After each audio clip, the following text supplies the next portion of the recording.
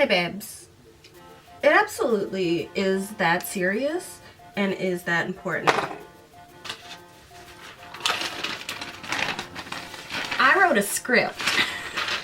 Okay, so a lot of the girlies are talking about Y2K, and that's all well and good, but the children don't know because the children weren't there. I'm about to elder Gen Z the fuck out of y'all as today's topic of McBling.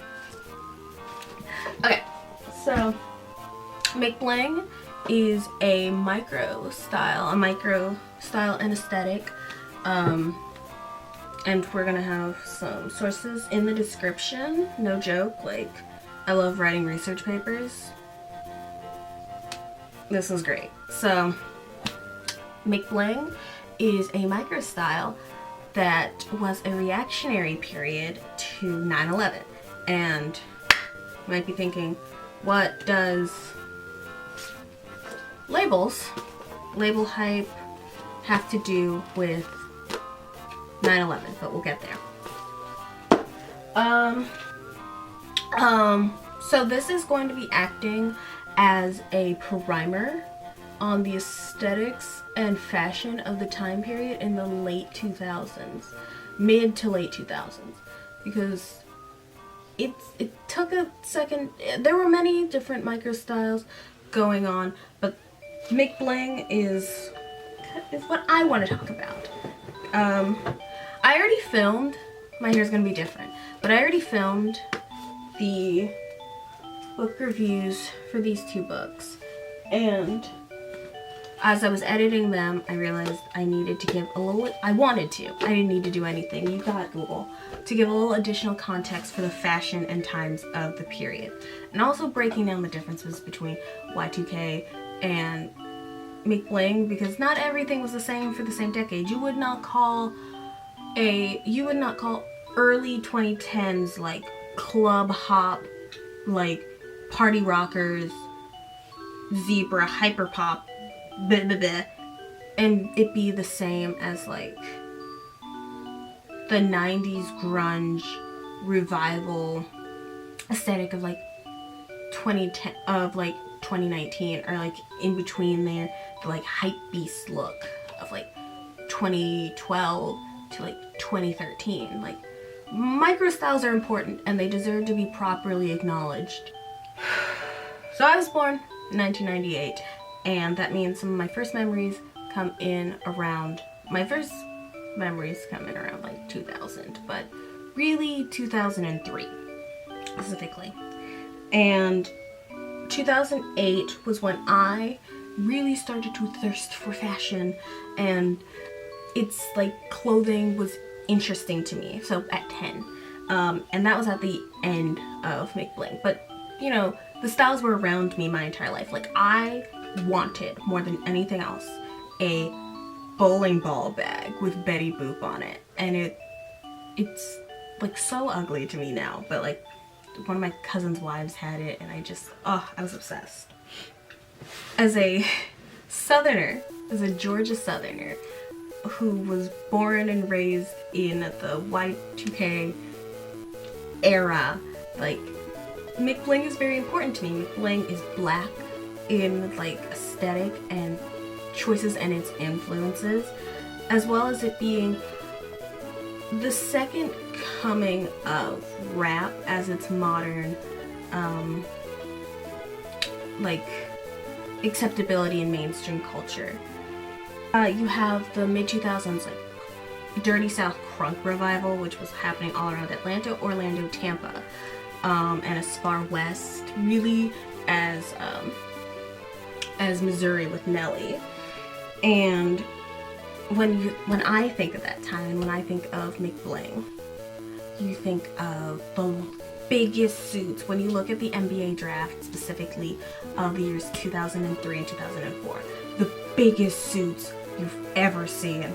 So much fabric, tens of yards on these tall ass men, and the longest jean shorts. Think Soulja Boy in the Crank That music video, just all the way down to the calves. I promise to God, I did not know what many of my favorite rappers' legs looked like until I was an adult, because they were wearing those shorts.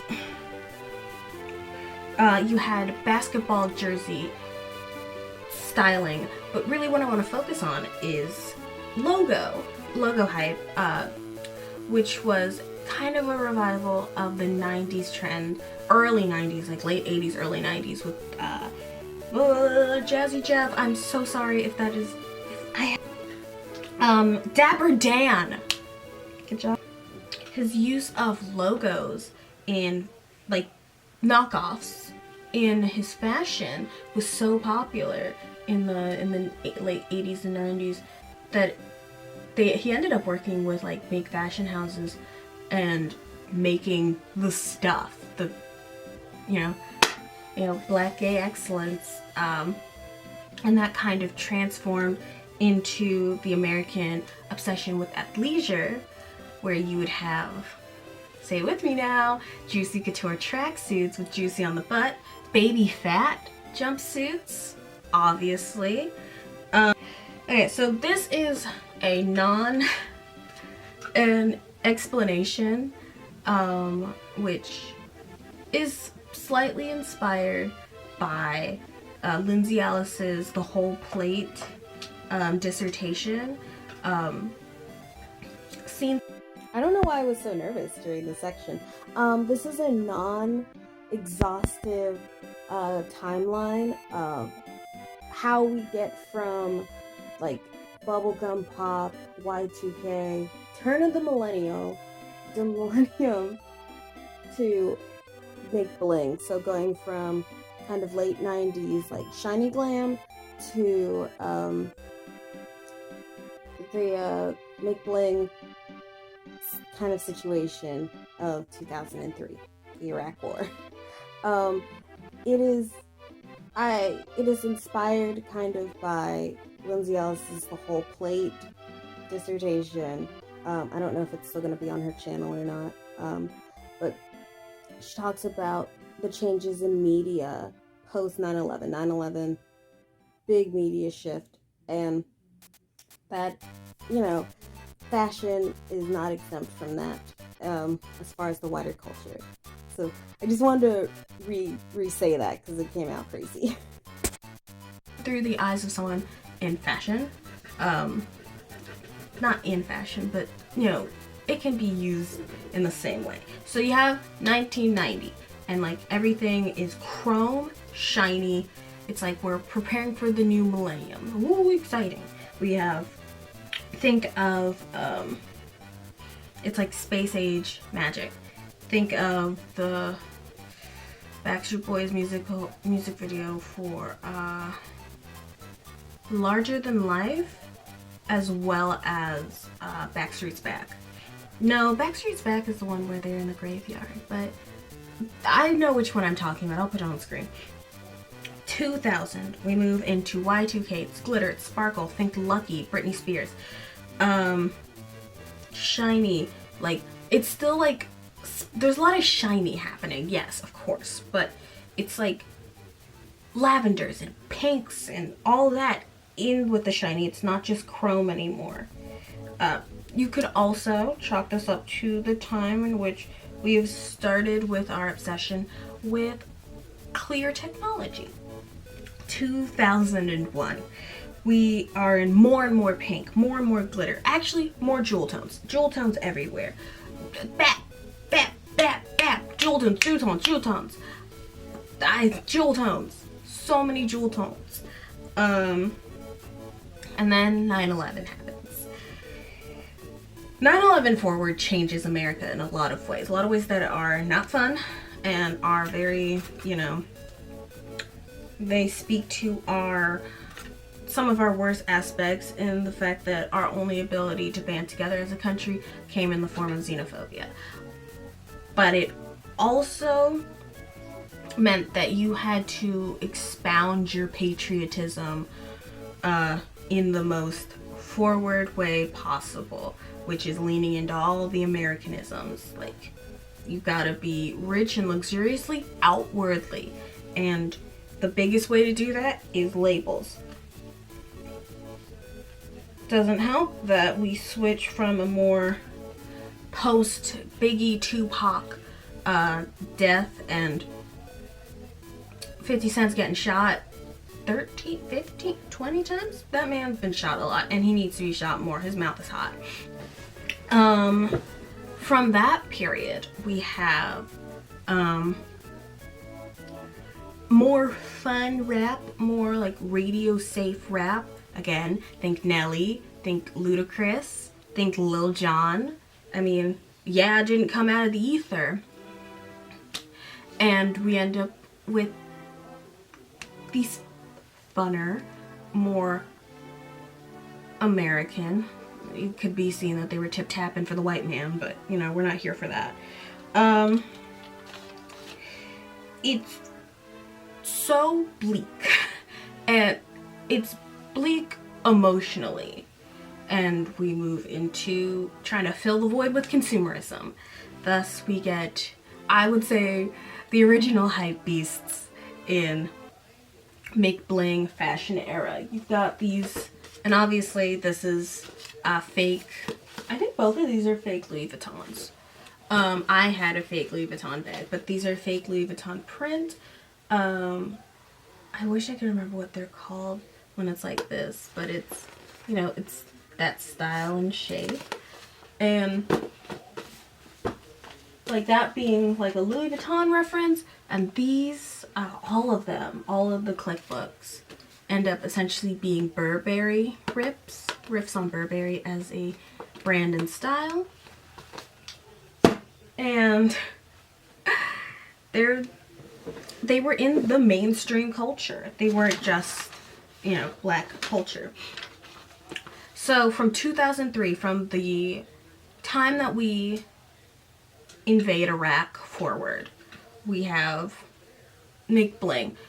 McBling is from 2003 to 2008 because the 2008 housing crisis essentially made everyone poor. Everything was super bleak. So now it's not just emotionally bleak with our boys dying in the war. It's also financially bleak where you can't even fill the hole with consumerism because no one has any money.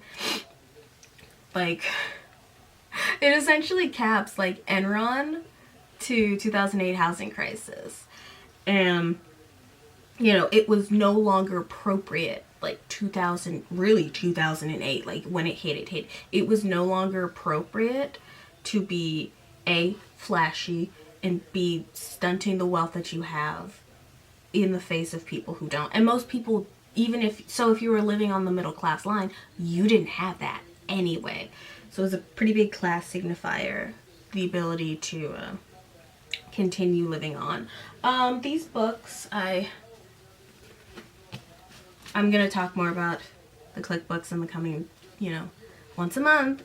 But click books came out in 2004 when Burberry was, you know, at its peak. I grew up, I wanted the Burberry suit, the baby shower outfit. I wanted it. And then this one came out in 2006 and 2007. And you can actually tell because the next book in that series, I believe, came out in 2008.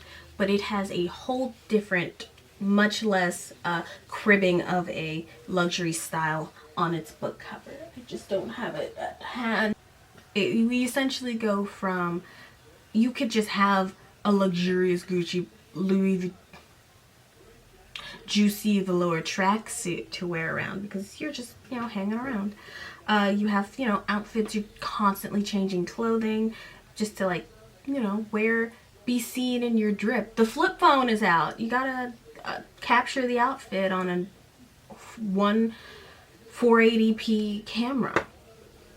But then 2008 hits and clothing must be more functional, and it has to be reusable for more use cases, which why you end up with a whole bunch of millennials in their business casual chic. I was not exempt from this. I was in middle school wearing I was not in middle school so much, but my freshman year of high school, I wore a shit ton of like bolo, like bolero like suit coats with like the lapels. And it's like, where are you going? You're going to MAP. You are not going to a business meeting, young lady. Lord help. It was a mess. But, you know, you can also see Modern Gurlz' video about the Twilight and Twilight girl look, because that is part of it. Kristen Stewart in 2008's Twilight. As well as, you know, twee and hipster looks, which I have been informed are two different things. Okay, another topic for this primer I wanted to talk about is the celebrity relationship with the paparazzi. And it's actually kind of sad. Like, it's not sad for the paparazzi. I have very little respect for them. But essentially, in the late 90s, like, paparazzi have been around, but post 2001, there was a boom in how many publications were, like, available. Like, it went from being just like People magazine to People, OK, and Us. So there was more to go around, and people wanted to know about their favorite celebrities. And so these paparazzis would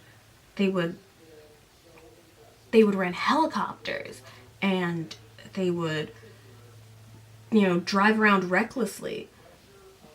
Given this is post Diana, even though this was like, people already saw the paparazzi as rats, so they were skittering around like rats.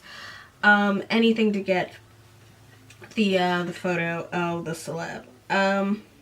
They were being paid up to like $10,000 per shot, so of course they're doing it. I was taking this information from a BuzzFeed article from 2016, and the guy who shot the guy who was hit in the infamous shot of Britney Spears at the gas station, like, she was fresh out of rehab, and they tracked her there. And then they're surprised when she goes absolutely berserk. A shock surprise. Oh.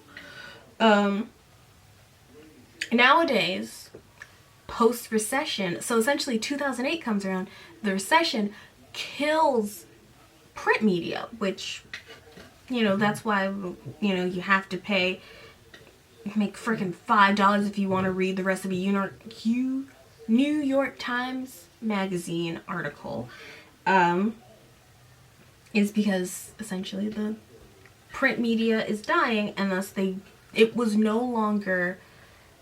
already less places to publish these photos of these celebrities, and then the advent of social media where these celebrities could post it at their own rate, and they were still doing it pretty quickly. Like, you know, Chrissy Teigen announcing her pregnancies, like Nick Jonas and Priyanka Chopra announced their baby via surrogacy. Like, they can do that now. They're telling what they want to tell, and they're hiding what they want to hide. In 2012, Justin Bieber was involved in a car accident after being chased by paparazzi, and in an Instagram post, he was like, "You'd think we'd all learn better post-Diana." And he's not wrong. And thus there were some laws passed, and just the general payout for these things wasn't as good. So the paparazzi stopped. So people who weren't around then might not know just how, like, absolutely insane the paparazzi is/was. But that's all. I just wanted to put a primer out, a reference for this book before the video comes out. I'm really excited about it. Bye, babes. Bye. Subscribe. Bye.